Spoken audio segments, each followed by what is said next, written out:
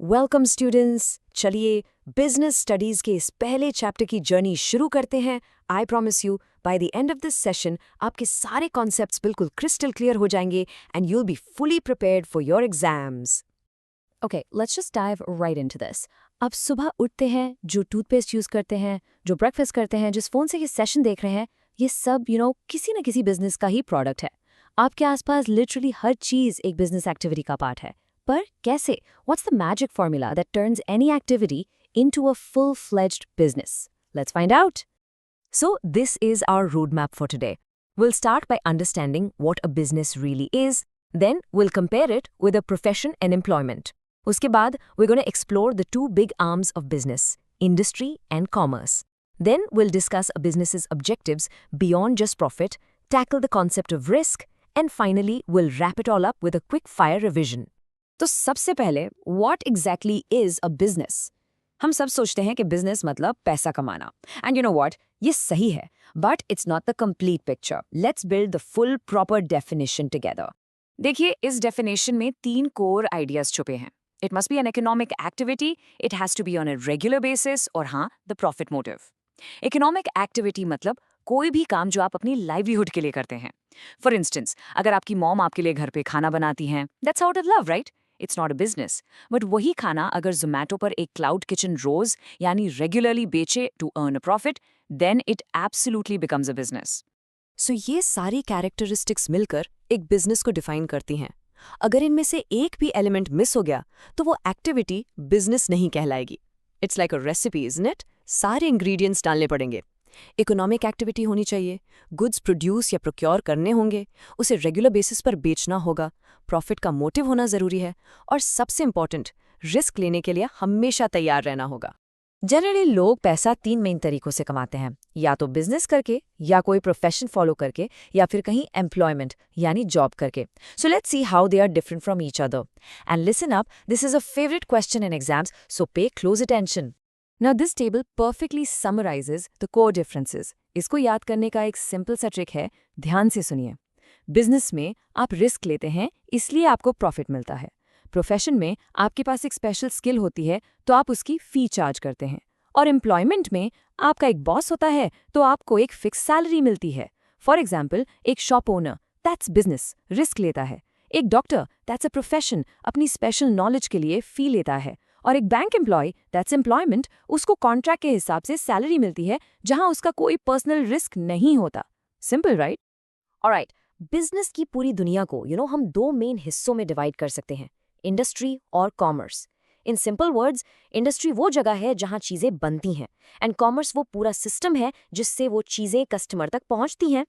ये स्ट्रक्चर बिल्कुल लॉजिकल है। देखिए, प्राइमरी इंडस्ट्री डायरेक्ट नेचर से डील करती है, जैसे माइनिंग से कोल निकालना या फार्मिंग करना। फिर आती है सेकेंडरी इंडस्ट्री, जो इस प्राइमरी प्रोडक्ट को यूज करके कुछ नया बनाती है, जैसे उस कोल से इलेक्ट्रिसिटी जनरेट करना। और लास्ट में है टर्शरी इंडस्ट्री, जिसे हम सर्विस इंडस्ट्री भी कहते हैं। ये इन दोनों को सपोर्ट सर्विसेज देती है, for example transport, banking and insurance. अब आते हैं कॉमर्स के दूसरे पार्ट पर, ऑक्सिलरीज टू ट्रेड। आप इन्हें ट्रेड के सुपर हीरोज समझ सकते हैं, जो सारी प्रॉब्लम्स यानी हिंड्रेंसेस सॉल्व करते हैं। ट्रांसपोर्ट, जैसे इंडियन रेलवेज, प्लेस की प्रॉब्लम सॉल्व करता है। वेयरहाउसिंग, टाइम की प्रॉब्लम सॉल्व करता है। इंश्योरेंस, रिस्क की प्रॉब्लम। एडवर्टाइजिंग, इंफॉर्मेशन की problem. End of course banking, finance की प्रॉब्लम को सॉल्व करता है। सो अभी हमने बैंकिंग की बात की, आज तो हम यूपीआई से इंस्टेंटली सेकंडों में पैसे भेज देते हैं। But just for a moment imagine, centuries ago जब बैंक्स या गूगल पे नहीं थे, तब बड़े बड़े ट्रेडर्स लाखों का पेमेंट इतने लॉन्ग डिस्टेंसेस तक सेफली कैसे करते होंगे? Well, the answer is हुंडी। ये एक तरह का फाइनेंशियल डॉक्यूमेंट था, like an ancient bill of exchange, एक paper based super secure money transfer system.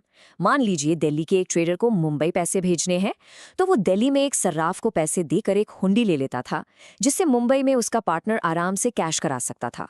This basically eliminated the huge risk of robbery during travel.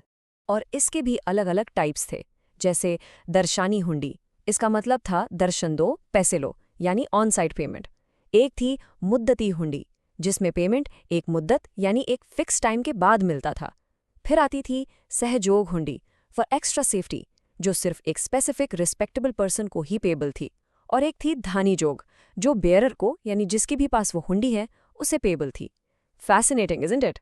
सो अब तक हमने बिजनेस के पूरे स्ट्रक्चर को समझा। Now let's talk about it's purpose. हम सबके दिमाग में रहता है कि बिजनेस का एक ही मकसद है, profit, profit and more profit. But is that really the whole story? क्या सिर्फ प्रॉफिट से एक बिजनेस लॉन्ग टर्म में सक्सेसफुल हो सकता है?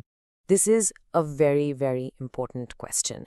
जरा सोच के देखिए, अगर एक कंपनी सिर्फ और सिर्फ प्रॉफिट पे फोकस करे, अपने कस्टमर्स को लो क्वालिटी प्रोडक्ट्स दे या अपने एम्प्लॉयज को एक्सप्लॉइट करे, तो क्या वो बिजनेस जिंदा रहेगा? Absolutely not. उसकी रेप्यूटेशन बिल्कुल खत्म हो जाएगी। So the key is balance. एक सक्सेसफुल बिजनेस के मल्टीपल ऑब्जेक्टिव्स होते हैं।